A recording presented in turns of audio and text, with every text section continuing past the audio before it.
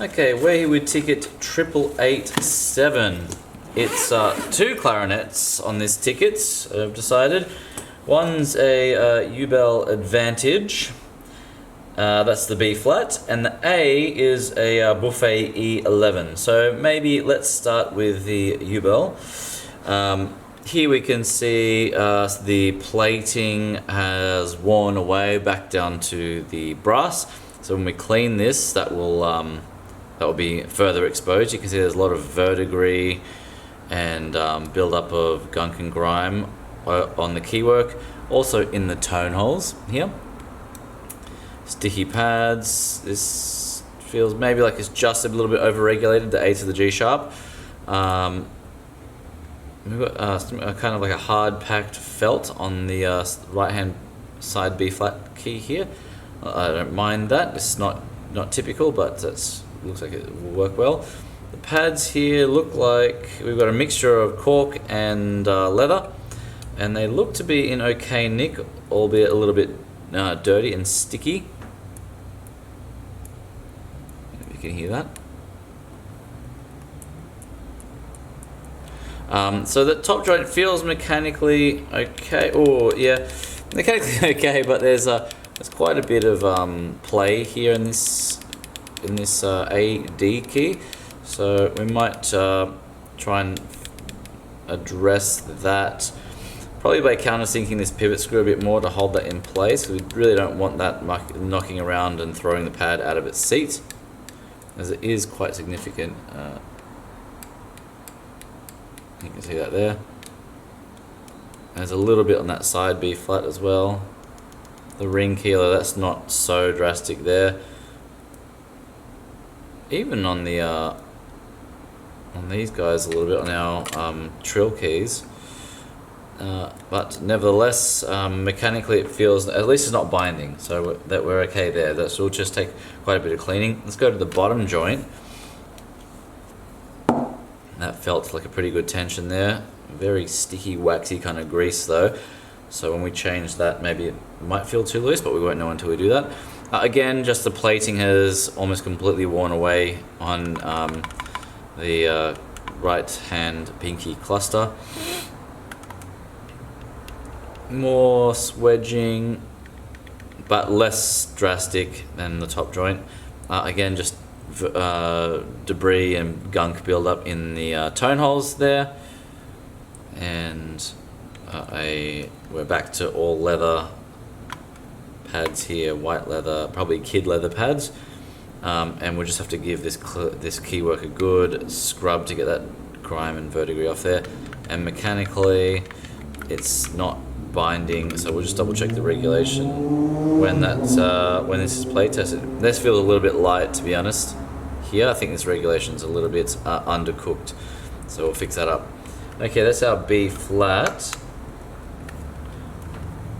And what about the A, the E11?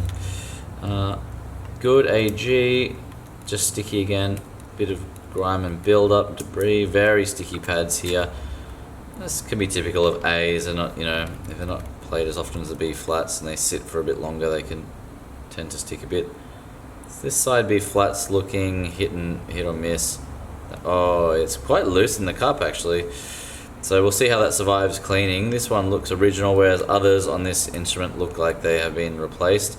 Yeah, our B trill key here is torn, so we're going to change that. And where there are one, there are usually more than one. So, yep, the top two are torn. It's quite difficult to see, let alone show the camera. But we'll have to check all these trill keys, and that becomes obvious when the keywork comes off.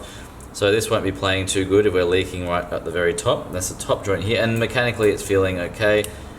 And yeah, that's what it should be. This key should be like no movement, or like a a thousandth of an inch tolerance, which is very, very difficult to perceive tactilely. So that's good mechanically, but we need at least two new pads, maybe three or more. Let's feel this belt. Oh my gosh, okay, that was stuck on very tight, so that's going to want some cork grease. It doesn't hurt to just move these bells every once in a while with this style case where the bell is attached in storage. Again, build up in the tone holes here. Pads looking original, but in fairly good nick.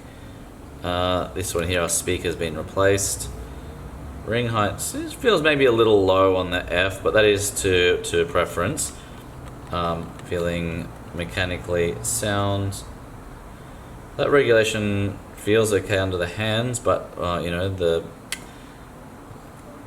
play test will be more revealing. That's looking good. That's looking good, and much cleaner this one as well. So this is 2 standard services on 2 intermediate clarinets. Okay, we're back with 8887, and we're going to start with the top half of the U-bell. So let's get this dismantled, and I'll show that to you after it's the keywork is all off. And here is the bottom joint with the keywork dismantled. So I'll send our top joint, bottom joint, and bell into the cleaning room first, and then we'll focus on cleaning the keywork. We'll have to be a little bit delicate around the pads, but I do want to clear up as much of this verdigris and gunk as possible from the keywork. Okay, we're here with ticket 8887. It's our U-bell B-flat clarinet, and the body's been cleaned. You can see a pretty significant difference from the pre-clean body condition. And here is our bottom. The cork is a little bit damaged here, so I'm just waiting for this glue to dry. That will seal up nicely and should be a good fit for the bell. And there's been some repair to this cork in the past, which is a little bit uncommon, to be honest. So that's the condition of our body, just completely spotless, and letting some oil just sit on there for a moment. That's some Yamaha ball oil. Here are our bottom joint keys. I think you'll remember this one. Here, our crow's foot key was completely covered in verdigris. It's now completely cleaned off. So that we've cleaned every single key, and you'll notice here, although the plating's gone, we've got about 99% of the verdigris as well. It's gone from these keys. That's our bottom joint keys. Here are our top joint keys here. One more missing, A. Oh yeah, A is a good example of this. You can see here, just very, very clean. Feels very clean to the touch, and no verdigris left.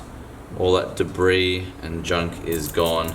We also cleaned the pads at the same time, and we're about to treat the pads as this is reassembled. So we might start by putting together our top joint and then our bottom joint. So let's start with our top joint.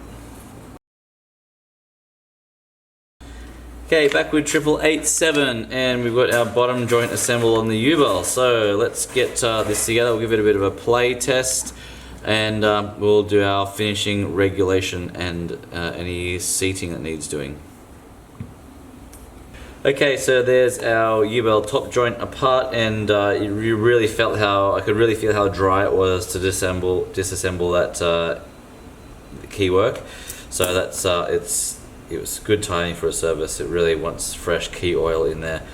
All the pads look healthy, if not a little dirty, and like we saw earlier, the body is quite dirty, so that's going to get cleaned up. We're going to put that to the side for now and dismantle the bottom joint.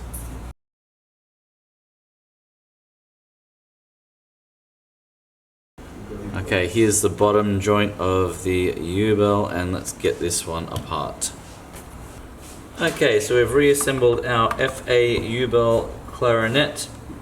For our playtest, I've just put on a student Yamaha barrel. It fit nicely. The original barrel wasn't in the case. Some highlights of the re-regulation were the EB regulation was under-regulated. Now it's correct. I've taken out some double play also from that regulation, so there's no travel in this key before both keys are moving. I've raised the F ring slightly so the speaker hits just a bit first. I've lowered the D ring. I've readjusted the bridge regulation that was under regulated also, so now that F is closing this speaker key all the way by itself. I've raised the AD key ring a bit so that speaker will hit a bit sooner when articulated from here. They're the highlights. Here's what it sounds like.